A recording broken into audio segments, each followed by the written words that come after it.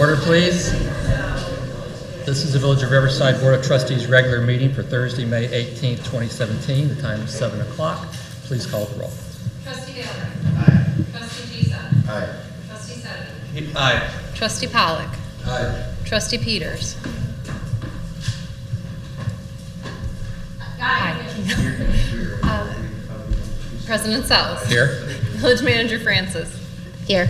Village Attorney Molina. Here. And attending by teleconference this evening is Trustee Lumsden. Mr. Lumsden, are you there?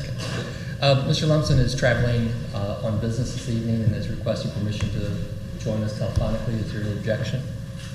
Hearing none, we'll have him join us then. And thank you for making the effort, Trustee Lumsden. We appreciate it. Okay, if you'll please rise for the pledge. Allegiance to the flag of the United States of America and to the republic for which it stands, one nation, under God, indivisible, with liberty and justice for all.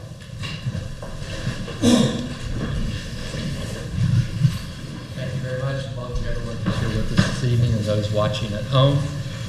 If you're here with us tonight and you'd like to make a comment to the board, I just ask that you be recognized by the president and you make your comment from the podium so that everybody at home can hear and see what you have to say. You might be able to see, I'm not sure where Channel 6 has got their cameras, but we have a nice filing here coming in of Troop 24, Boy Scout Troop 24, and that's because we are celebrating tonight their 100th anniversary. So once we get the boys in here, I have a proclamation I'd like to read and to present to the troop leaders here.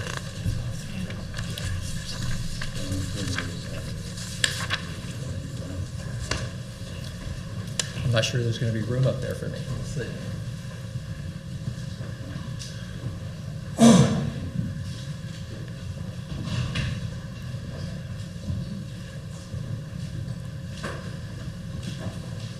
I don't think I've ever felt safer. I got my posse with me tonight.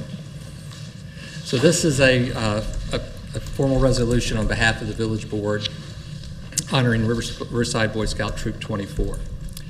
Whereas the Boy Scouts of America is the largest youth organization in the United States. It was founded in 1910 and granted a federal charter in 1916. And whereas soon after the Boy Scouts of America organization was formed, Riverside Boy Scout Troop 1 was chartered on May 31st, 1917.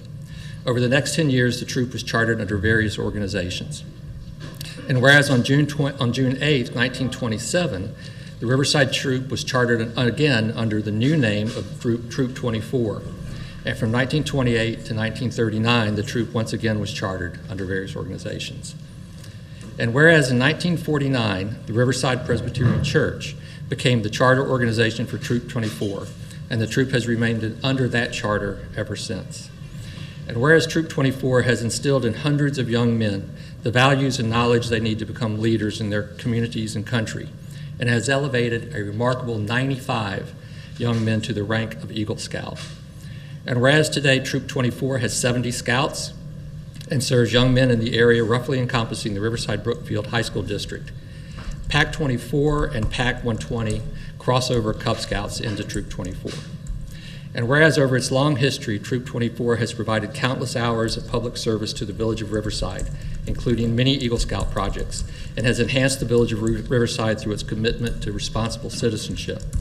Now, therefore, be it resolved that we, the members of the Riverside Board of Trustees, do hereby congratulate Riverside Boy Scout Troop 24 on its 100th anniversary and express our sincere and deep appreciation for its outstanding service and dedication to the village of Riverside and its residents. Mr. Robertson, thank you very much on behalf of a grateful village. Well, and on behalf of Troop 24, these boys and all the many boys that have come before, we proudly accept this, and we thank the community for all their support. You're welcome. Thank you once again. My pleasure.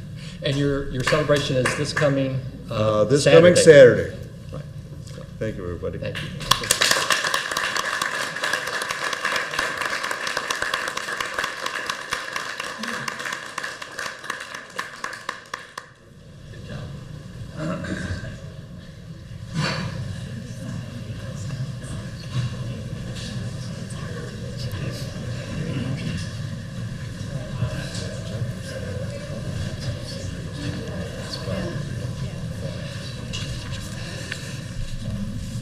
I always love my job, but sometimes it's better than others, I have to say. That's good.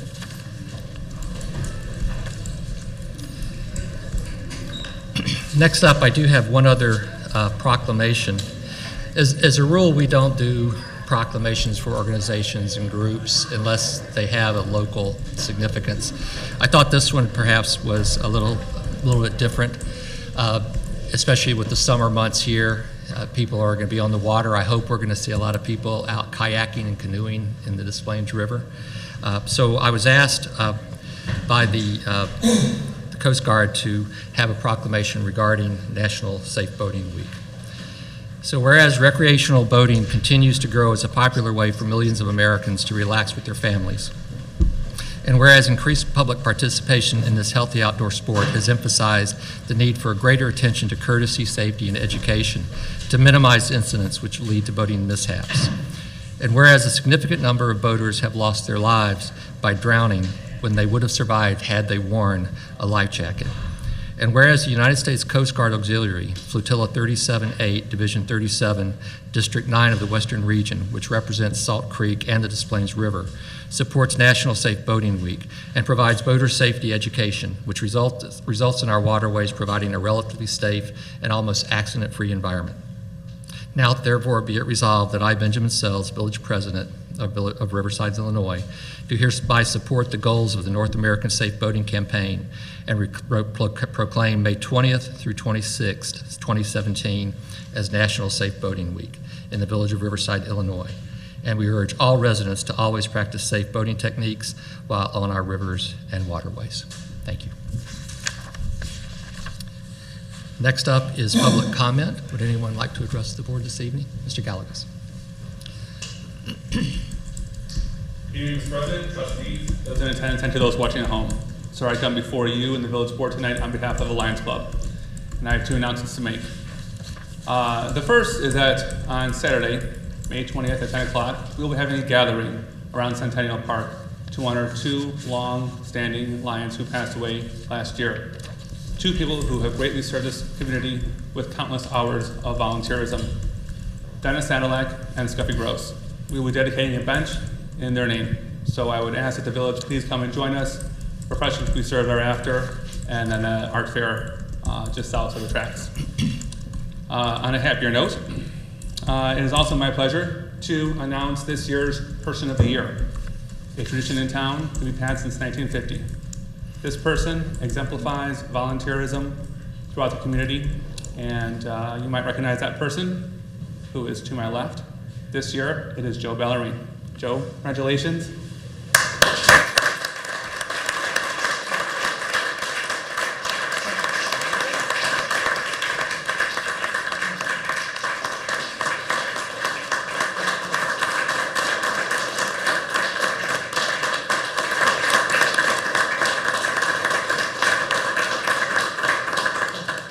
Thank you. In a village made up of volunteers, it's truly an honor to be selected amongst them, so thank you very much. We will be having a dinner in Joe's honor sometime in late August or early September as part of a tradition of Riverside Day. I'll be back at a later time to discuss that date, time, and location. But until then, you will be part of the 4th of July celebration that we'll have, this time in a different post than normally. I mean, you are on Friends of the 4th, Recreation. You know what? I'm going to save it for Riverside Day.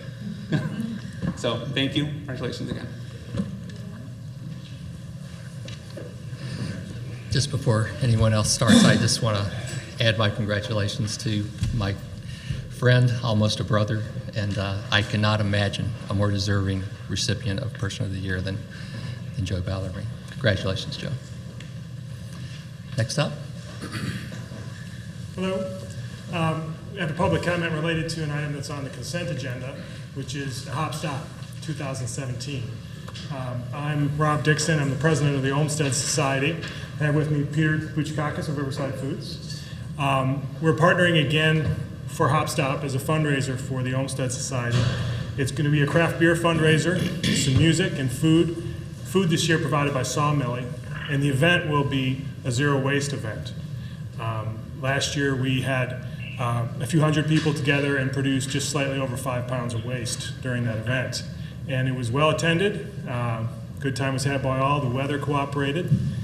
We're planning to host it at the train station, and we are seeking the village's approval for this use, and just wanted to get that word out to the community.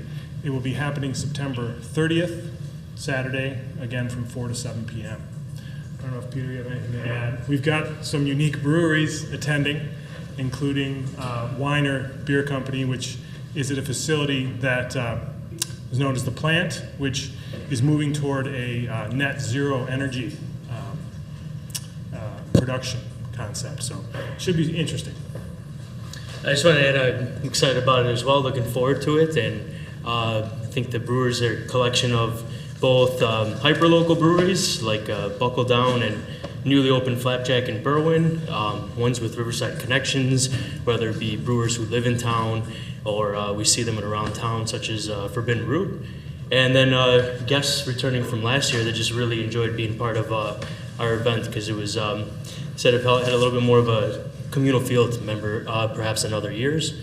We hope to add a little bit more of a artistic spin to it this year as well, and begin to evolve it with some artist-brewer collaborations as well. So really looking forward to it. And as a final note, I just thought I'd add that some of the music is going to be provided by Riverside artists, including John Scarpelli, Mike Saharsky, Cesar Miletus, who've formed the band known as Hopslager for this event, and they continue to perform. Also, Dr. Don and the Boogie Monsters will be headlining. Dr. Don is a Riverside resident and a talented musician, in addition to being a gifted physician. So please come out. We'd love to see everyone. Thank you very much. I wouldn't miss it. Mr. Speaker.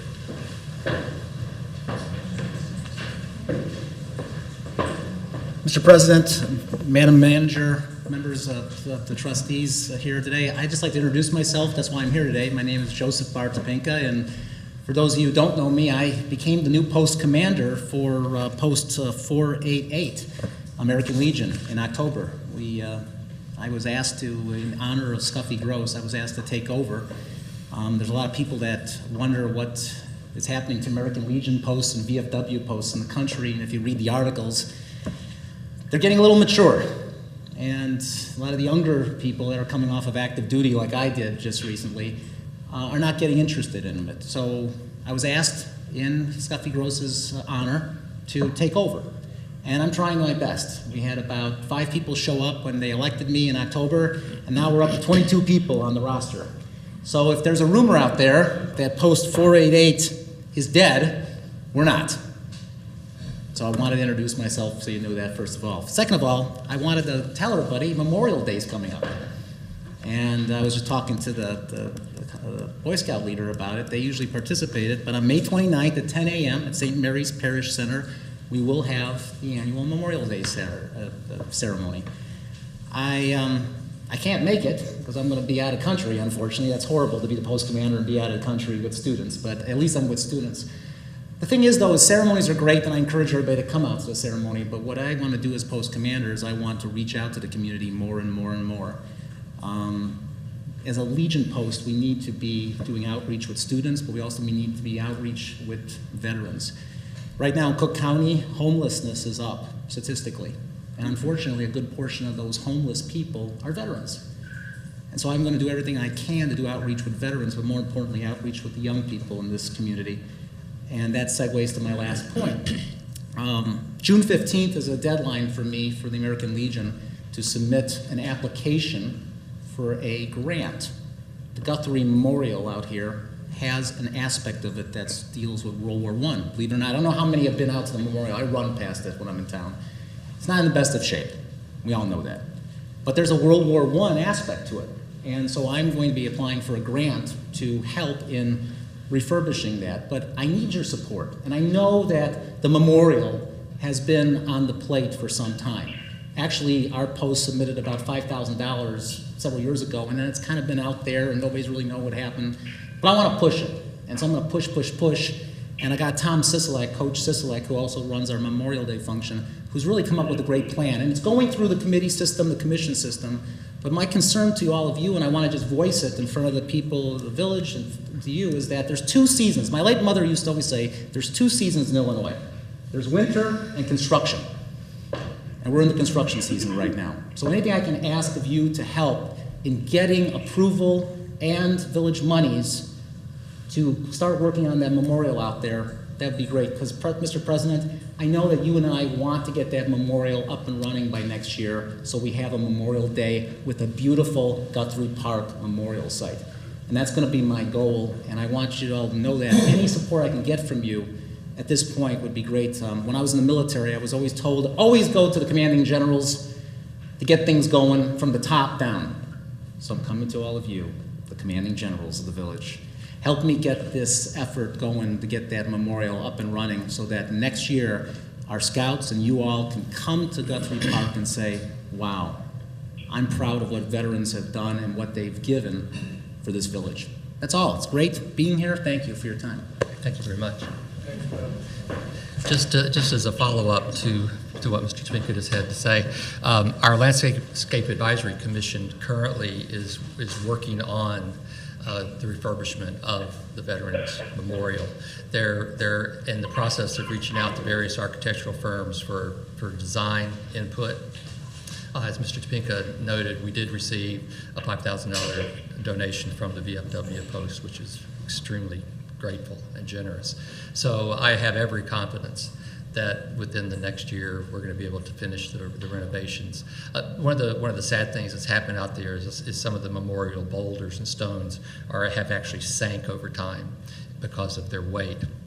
So certainly one of the things that's going to be done is that we're going to bring those out and put those on a proper footing so that all of the names that deserve to be remembered forever can be properly seen and recognized. So I don't think you have a thing to worry about having the support of these generals up here. So Thank you, General. You're welcome. Would anyone else like to address the board? Did you?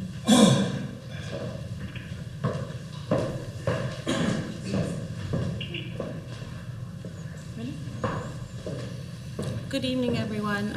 My name is Dr. Gigi Anderson Truman. I am a resident of Riverside, and this is my neighbor. Hi, I'm Linda Vandernold.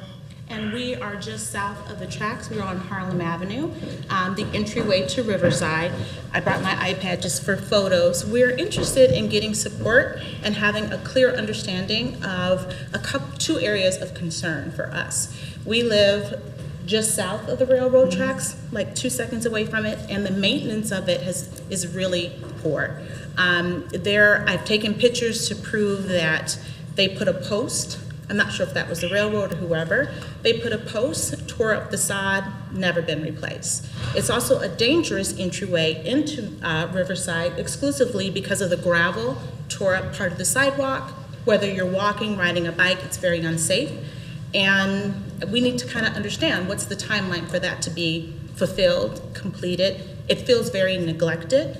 It's definitely the entryway to Riverside. I understand that Riverside encompasses a big area. Seems like the focal point is downtown, but we live here and we are definitely interested in not only rectifying it, but maintaining it. And then the second area of our concerns are the railroad right there. I'm putting in a fence, a brand new fence, and it is, to say the least, not maintained. I have made several attempts, contacts, sent photos, emails to CNN, and have gotten no assistance at all. The last 2 years, we've picked up 90 bags of debris, even though it isn't our property, because it looks so poor. So what we are seeking is to kind of understand, going forward, what does that look like? And how can you help us in either contacting the railroad, but not just one time. Let's look at this as a maintenance of making sure that I'm not putting up a fence that's gonna have vines growing over it unless I wanna take care of that. And I don't, not anymore. What I would suggest is if you can provide our village manager the exact location, you have some photographs, if you could send those to her, Sure. then we certainly will reach out because it sounds like it's on the railroad right of way where you're talking about. No, not this picture. So the gravel is not. That's Public Works, I believe. It's the sidewalk right in front of our house. Okay. So that's the gravel that has just been left. And this is an example of the sod that was torn up to put a post so that people would it's a flashing light, a little annoying, but that is nothing in conjunction with just leaving sod that was there previously. Get that, we'll take care of that. Okay. Just get it to us, we'll make sure it's taken. And then with the railroad, is there a timeline or is there a contact that you can make? Because I've tried endlessly. Manager Francis has the contacts for the railroad. She'll be Okay. contacting them as soon as she gets the information. Okay, Thank that'd you be very much for perfect. bringing I this appreciate it. up. Thank you. Appreciate that. Do you want public comments on the bike path? Why don't you wait till we get to it so we can have that discussion. Anyone else? Moving on then, we'll move on to the reports of the village officers. First up is the village president's report. I have a number of motions for appointments I'll get to in a moment, but I just wanted to fill you in. I just returned yesterday from Springfield. Every year, the West Central Municipal Conference has a lobbying day where we go down and we meet with our legislators, and as many of the folks down there as we can get to. I don't know, is that? Okay, sorry, that's something from Mr. Lumsden out wherever he is. But I just wanted to let you know that it's our understanding that it looks like, yet again, we are not going to achieve a budget for Illinois. It looks like we have another stopgap. But disturbingly, two items that we had originally thought were off the table now seem to be continually floating around as possibilities. One is a property tax freeze, and the other is a reduction in the local government distributive fund. So all of us with the WCMC were very adamant with our legislators about both of those things. The property tax freeze is particularly concerning. At first blush, it sounds like something all of us would want. I mean, who wouldn't want their taxes reduced or frozen? But what we impressed upon our legislators is that a property tax freeze is in essence an unfunded mandate. The village of Riverside gets about $5 million a year in property taxes for the village's use. The rest, about 3/4 of our money goes to the schools, so the village gets about $5 million. So in 2016, the consumer price index was 2%. We operate under something called the PTEL, which is we are not allowed to levy an increase in taxes each year of 5% or the consumer price index, whichever is less. Until 2016, the CPI had been less than 1%. So while our cost, our police pensions, our personnel costs, construction inflation, while all of those things continue to go up into the double digits in terms of inflation, we are only able to try to meet our responsibilities by raising it for the consumer price index. So in essence, a property tax freeze, taking the 2016 numbers, would cost the village $100,000 a year. And that money is what goes directly to providing police, taking care of our streets, making sure the snow gets plowed. So I just want our residents to be aware of these things and how, as part of this grand bargain that's being talked about in Springfield, the local government distributive fund and the property tax freeze would have very serious implications, not only Riverside, but for municipalities everywhere. So we did our best to make sure that the legislators heard that message in Springfield. So moving on now, I have June 1st is the time when most of our terms of our commissioners expire. So that's why you're getting ready to hear a long list of commissioners. Most of these folks, with the exception actually of one who's with us here tonight, have agreed to continue serving in their respective commissions. So I'll read the names and the appointments, and then I'll ask for a motion to approve all of them. First, to the Board of Police and Fire Commissioners, William Smith as chair, with a term to expire 2018.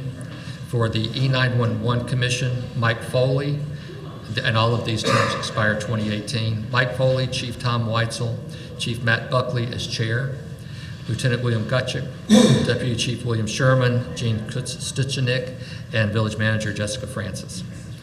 On the Economic Development Commission, Christine Herbst as chair, term to expire 2018. The following commissioners to expire 2020, Alex Gallegos, Wendy Gisa Doctor, Brian Plain, and Keith Plummer. On the Landscape Advisory Commission, Kathy Maloney is chair, term to expire 2018. Mary Plunkett and Julie Schaff, terms to expire 2020. To the Parks and Recreation Board, Katie Leander as chair, term to expire 2018, and her regular term to expire 2020. To Planning and Zoning Commission, Jill Mateo, term to expire 2022. To the Police Pension Board, Georgine Poulos and Andy Sikowitz, both terms to expire 2020. To the Preservation Commission, Charlie Pipel as chair, term to expire 2018. Sandra Kaplan and Michael Leary, terms to expire 2020. To the Riverside Historical Commission, Constance Guardi as chair, term to expire 2018, and her full term to expire 2020. And Diane Serglioli, Richard Julian, and Jim Petrozilka, all terms to expire 2020. And lastly, Greg Gorski as chair of the Riverside TV Commission, terms to expire 2018. So I'd ask for a motion and a second to approve. Motion by Mr. Ballerine. Second by Mr. Sedevi. Any discussion? We greatly appreciate all of the folks who have agreed to serve. And to those, Keith Wright is resigning from the Economic Development Commission, and he's going to be sorely missed. He has been instrumental in moving along the significant economic development successes we've had in this village. So we're sorry to see Keith go, but we hope he'll be back with us one of these days soon. So with that, please call the roll. Trustee Valerie. Aye. Trustee Gisa. Aye. Trustee Sedevi. Aye. Trustee Pollock. Aye. Trustee Peters. Aye. Trustee Lumsden. Aye. Motion carries. And Mr. Gallegos is here and is ready to be sworn in. Yes, we heard you. Thank you.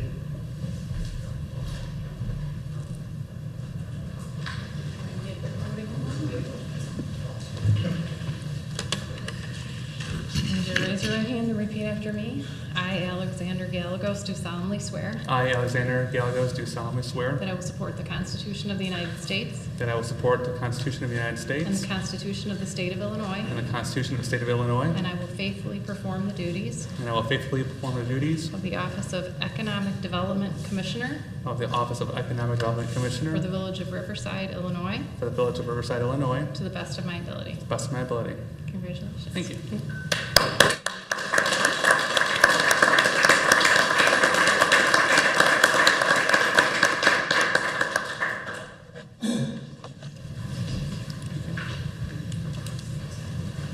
Thank you and welcome.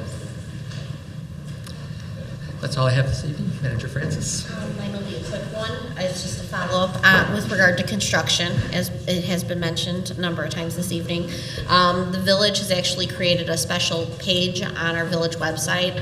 There's a link to it on our main homepage under trending. We also are sending out regular e-flashes. There is a lot of activity, both initiated by the Village of Riverside, but also initiated by IDOT and MWRD. So as we get the information, we will filter it out to residents as well. So that's all I have this evening. Next up is the consent agenda. We have had a request to remove one item. Item J will be removed for discussion following the approval of the consent agenda. Are there any other items that anyone needs to have removed for discussion? Hearing none, I'll go through them. Approval of the voucher list of bills for May 18, 2017. Approval of the Village Board of Trustees CNIDA meeting minutes of May 4th, and also the regular meeting minutes of May 4th. File and review the following: the Economic Development Commission meeting minutes of March 9th, 2017. The Planning and Zoning Commission meeting minutes and public hearing minutes of March 22, 2017. The Community Development Department monthly report of April 2017. The Finance Department monthly report of April 2017, the Fire Department monthly report of April 2017, and the Police Department monthly report of April 2017. A resolution rejecting all bids, waiving competitive bidding, and authorizing the village manager to execute an agreement in the amount of $21,957.60 with Denler, Inc. for the application of pavement rejuvenator on designated village streets. An ordinance amending the budget amendment number 2 for the fiscal year commencing January 1, 2016 and ending December 31, 2016 for various additional expenditures and revenues. A resolution authorizing the village manager to execute a sales agreement with Milpro Marine LLC of Grand Rapids, Michigan for the purchase of a 2017 Wing PR 4.2 inflatable boat and motor for an amount not to exceed $22,000.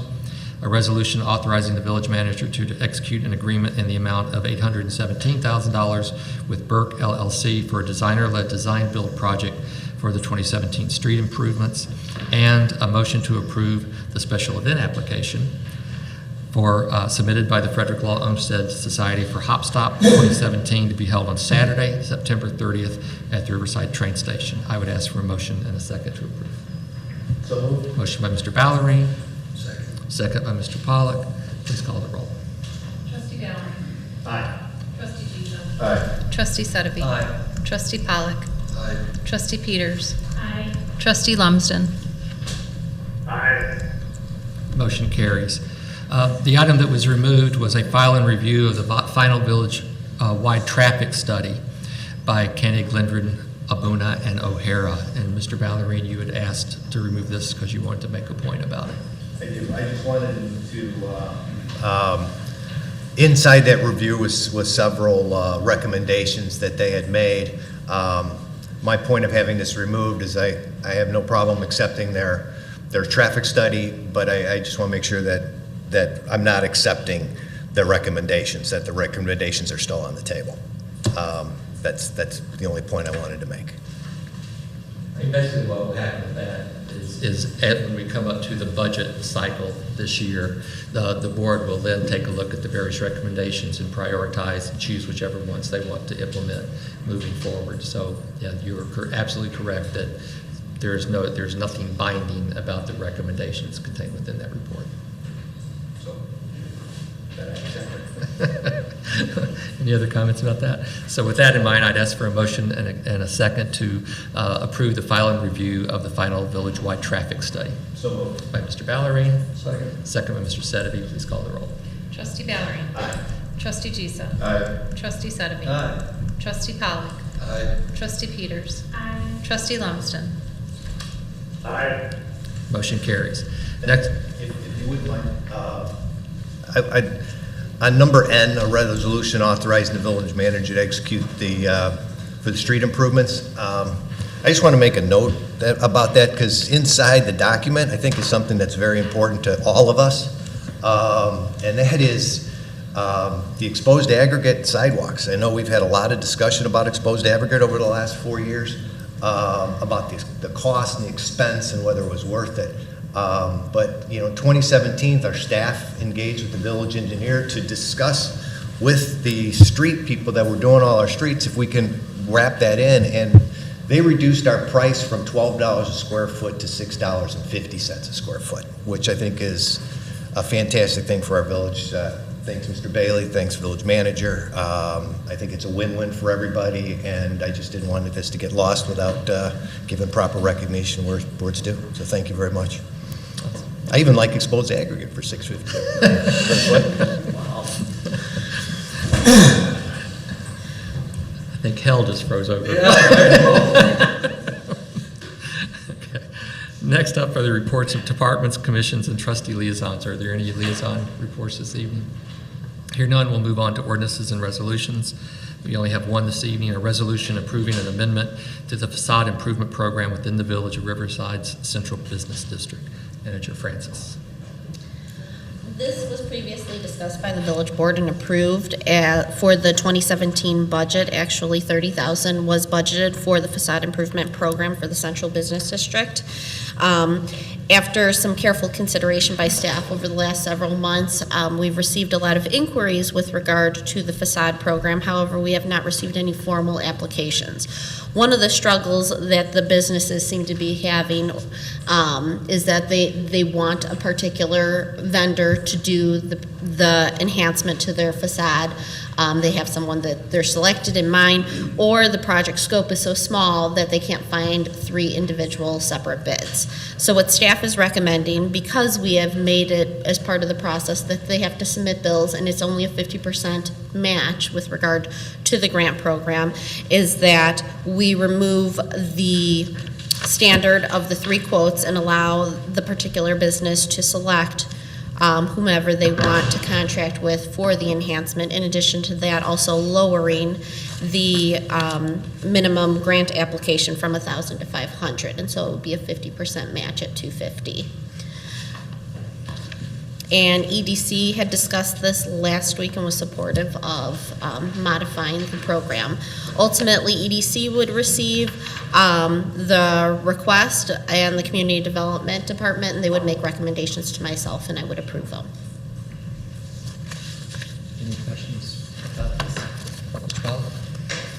I'm sorry I don't have the specific paragraph in front of me, but there was a reference in there that where it stated that if there were any nonconformities, and it refers to, I believe, zoning nonconformities. I just wanted to clarify if it was the intent. I hope it is the intent, and it should be specifically stated that that would include sign ordinance nonconformities. If I recall correctly from our discussion from late last year, that was the intent of it, so that someone would not put in something that was not in compliance, but we will make sure that that is part. Okay, with that, I'd ask for a motion to approve a resolution approving the amendment to the facade improvement program within the Village of Riverside Central Business District. So moved. By Ms. Peters. Second. By Mr. Pollack. Please call the roll. Trustee Guy. Aye. Trustee Giza. Aye. Trustee Sedeby. Aye. Trustee Pollack. Aye. Trustee Peters. Aye. Trustee Lumsden. Aye. Motion carries. Next up is under consideration is a discussion of a Salt Creek connector. We have some of our bike enthusiasts with us here this evening, but let me just give you a little background. And this is, I wanted to talk about it publicly tonight among the trustees, and then I want to wait a couple of weeks because I would like to hear from residents, their input on this idea as well. The concept, as you know, we were able to work with North Riverside last year, and we completed the bike path coming down First Avenue in front of the high school. And right now it basically terminates at Forest. Right now, that has no official designation. The Salt Creek Trail up on 26th Street, and I hope the bikers will correct me if I'm incorrect about this. Right now, the Salt Creek Trail basically terminates at 26th Street and then starts up again at the Cermak in where the pool is across Ogden. So the idea would be to go to the Forest Preserve District and ask them to officially designate as a Salt Creek connector route, the route coming down the bike path in front of the school, turning on, then left onto Forest. There are a couple different iterations of how that it would then work its way through Riverside to get over to Ogden, that would then reconnect to the Salt Creek Trail, formerly on the other side. Two kind of general ideas that have been floated. One would be to have them come down Forest and then kind of jog behind. Do all the trustees have these? Do you all have these things? Jog on East Avenue, kind of go down and then go down Pine. And from there are two options. One option, and I think Mr. Dixon's probably going to speak to this, would be, if possible, to bring it to the swinging bridge, and then have folks walk the bike across the street, the swinging bridge, and then they can go straight down and connect back into 39th and then to Shakespeare and across. That, of course, we would have to get the agreement with the township to allow that route to take place. The other possible route would be to just go down Berry Point and again go down 39th to Shakespeare and go that route. But what I wanted to talk about tonight is just the concept, because many years ago this was brought up about bringing the Salt Creek connector through the village, and there was some discussion, both pro and con, about it. So that's the general idea. Mr. Dixon and some of the other enthusiasts, if maybe you wanted to address this before we get into it. Yeah. Please.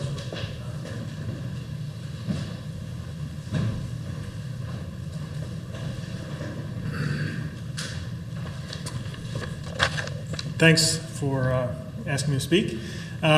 This idea and the consideration of the idea came up after Douglas Chen, who is with the Friends of the Forest Preserve, spoke to an Olmsted Society meeting about potential for Salt Creek Trail connectivity. And this was maybe a year or so ago, maybe close to 2 years ago.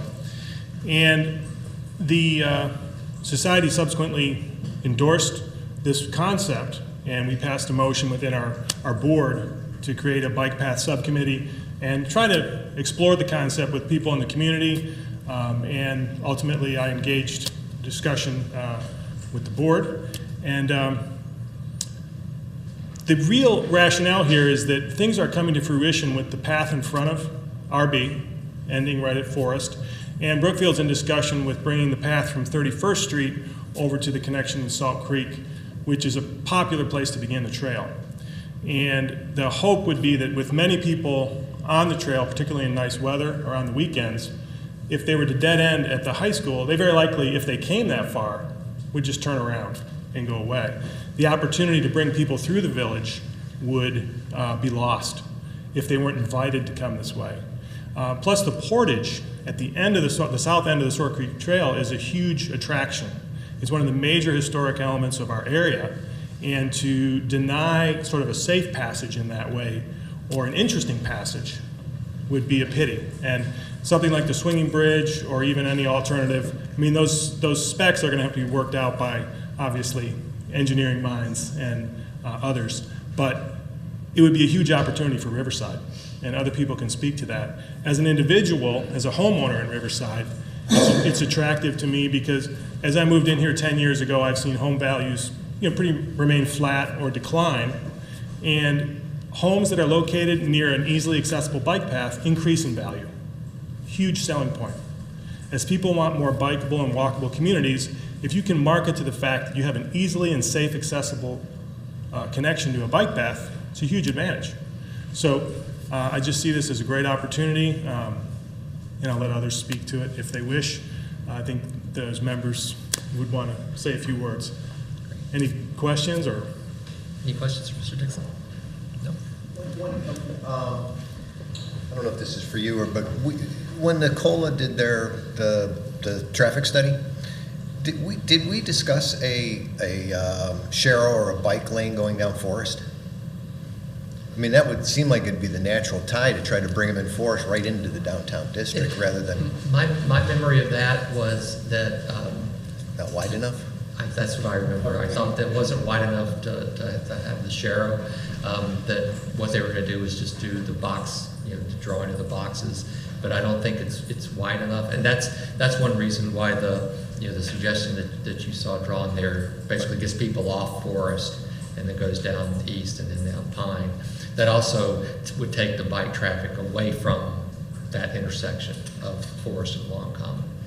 So they would be closer to the track and be able to cross there. Other questions for Mr. Dixon?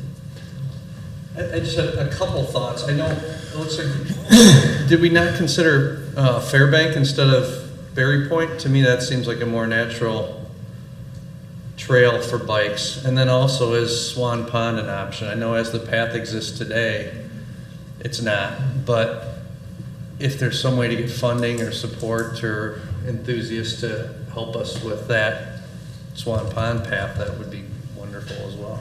That'd be really nice. Yeah. That's a good idea. Thank you, sir. Appreciate it. Appreciate your consideration of it. I hope it can move forward. If anyone else wants to make a Does statement. anybody else want to have a word, please? While this gentleman's coming up, I should mention that while I was in Springfield, I did talk about this with Mayor Hermanek of North Riverside, and they're very supportive of this idea as well. Hi, Teresa Pelletier at 283 Scottswood Road, and I really just want to kind of state my advocacy for this connection for a couple of reasons. I know that there's kind of a connection on Ogden, so in the future they may try to go down First Avenue, but there are a couple of reasons not to do that. Number one, the railroad viaduct is definitely a barrier for that, but also from a bicyclist standpoint, it's really not as enjoyable a ride. And I think to bring people through Riverside is such a beautiful place to walk and bike. that it really makes sense to bring them through the village. It's a more relaxing, ride. So I think from the standpoint of the bicyclists, as well as the village of Riverside, for the business it can bring and kind of the notoriety, people don't tend to come through Riverside because it's confusing, but when you come through on a bicycle, it's a little slower pace, and it may introduce people to Riverside who may not see it otherwise. And I think another thing that you might consider is having bicycles sharing the road with cars tends to calm traffic, so it would also maybe have the effect of calming traffic through town. So I just wanted to kind of state my advocacy for that. Thank you very much. I appreciate it. Thanks.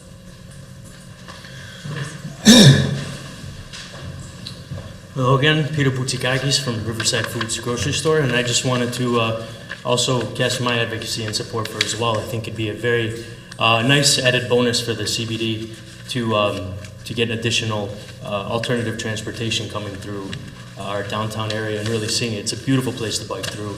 I myself bike a couple times a week through Riverside, and it's very true. Once you get into town, it's a very relaxing, calming feeling, and I think for outsiders to come into our community and experience that, especially through the downtown, would be a benefit for everyone. So I just wanted to support it as well, and so thank you very much. Thank you very much. Okay, I just want to tell you that actually I moved to Riverside about 10 years ago, biking, and I discovered the city biking through the city. And what attracted me at the time is the commute to work. I work near Lemont, and I commute from Riverside every single day. And what I noticed is that all the villages west of here are all nicely connected. But if I go the other direction, there is a disconnect. So I really hope that there is an opportunity to create that link. Thank you. Thank you very much, sir.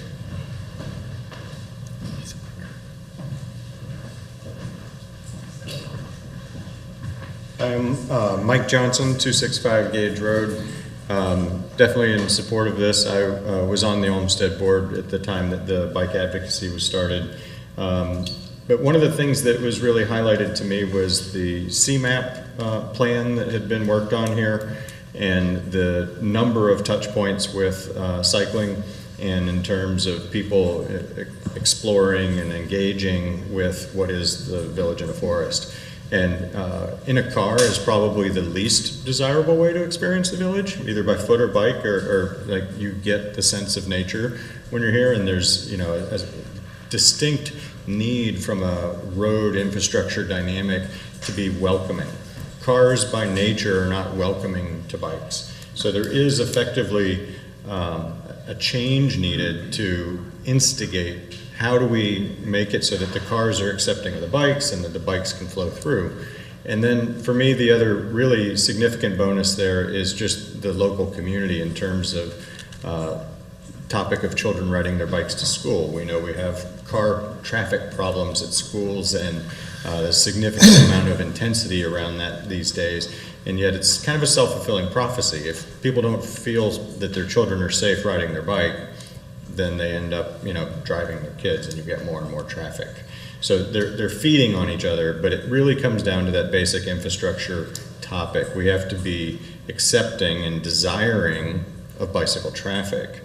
And in the Salt Creek Trail and the Salt Creek Connector is an opportunity where we already have a movement that's going on in the western suburbs that we essentially can leverage. There's a lot of other groups that are involved in that in terms of like Active Trans and some of these others. So there's a lot of resource and momentum and energy there that would be wonderful to tap into and bring some cycling adventure to Riverside.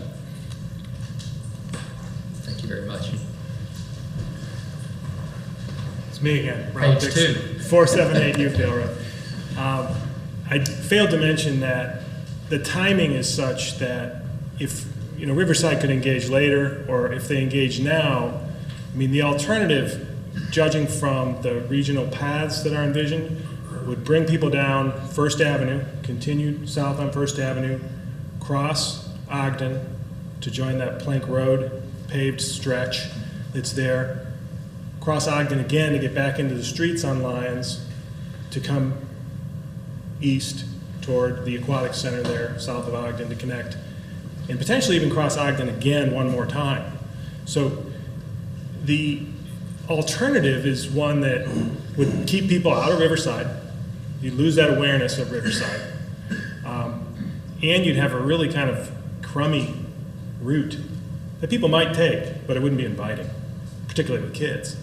So it would seem that this is a unique moment in time as things are crystallizing just to the west of us. So I just wanted to mention that. Thanks. Can I add something too? Please. I think jumping off of that, it's also unique because the Economic Development Commission is currently looking at wayfinding signage, directional signage, and parking signage for mainly the downtown business district. They're doing that in collaboration with Point B as part of the phase 1 that we went through last year. This seems to me like it could very well go hand in hand with developing those signs and figuring out how we can use those efficiently. If this is, either of these paths would cross numerous of those potential signs, and we could, have some collaboration there. I think that would be a good idea. Any other thoughts? Well, what I would ask then, is if the folks watching at home, let us know what you think. It certainly seems like there's pretty much unanimous support up here for this idea. And I really appreciate the biking enthusiasts bringing this idea to us in the Olmsted Society. The next step, of course, is if there is a consensus to move forward, I would work with Mayor Hermanek and probably Commissioner Tobolsky to meet with Mr. Randall of the Superintendent of the Forest Preserve District to present this idea to them. And then we'll just see if we can wind our way through the bureaucracy to get something like this to happen. So please let us know your thoughts. You can email all of us, you can call us, but let us know what you think. We have no new business this evening. We do have need for an executive session to discuss collective negotiating matters and also the employment, compensation, discipline, performance, or dismissal of specific employees. So with that in mind, I'd ask for a motion to adjourn to executive session, not to reconvene, and no final action will be taken. So moved. Motion by Mr. Ballery, second by Mr. Pollack. Please call the roll. Trustee Ballery. Aye. Trustee Giza. Aye. Trustee Sedeby. Aye. Trustee Pollack. Aye. Trustee Peters. Aye. Trustee Lumsden. Meeting is adjourned. Thank you. Good night.